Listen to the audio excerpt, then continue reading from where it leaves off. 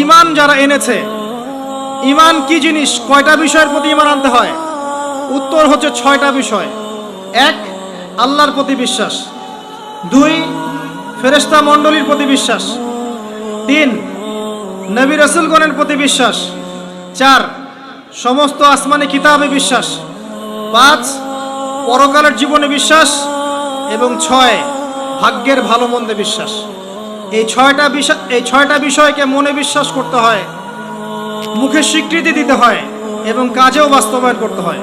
আল্লাহ পাক এই 3টাকে বাস্তবায়ন করার তৌফিক আমাদেরকে দান করুন, আমিন।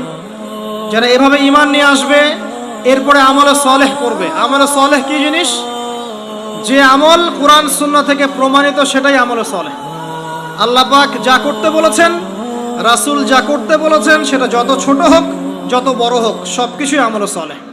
নামাজ আমলে সালেহ, সাওম, হজ, যাকাত, তাসবিহ, তাহলিল, জিকির, আজকার, কোরআন তেলাওয়াত, সত্য কথা বলা, পিতামাতার খেদমত, সবই হচ্ছে আমলে সালেহ। যত কাজ আল্লাহ কোরআন এবং সুন্নাহয় করতে বলেছেন, তার নবী হাদিসের মধ্যে করতে বলেছেন সাল্লাল্লাহু আলাইহি ওয়াসাল্লাম, সবই হচ্ছে আমলে সালেহ।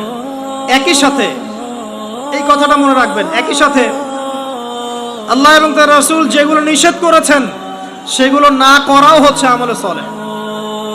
যেমন সুদ না খাওয়া আমলে সালেহ, শিরক না করা আমলে সালেহ, বেদাত না করা আমলে সালেহ, হারাম না খাওয়া আমলে সালেহ, টাকনুর নিচে প্যান্ট না পরা আমলে সালেহ, বেপর্দায় না চলা আমলে সালেহ, মিথ্যা না বলা আমলে সালেহ।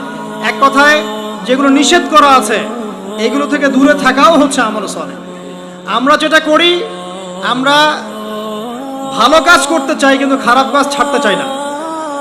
এটা বড় সমস্যা। ভালো কাজ করতে হবে যেমন, খারাপগুলো ছাড়তেও হবে তেমন। আল্লাহ পাক আমাদেরকে তৌফিক দান করুন, আমিন।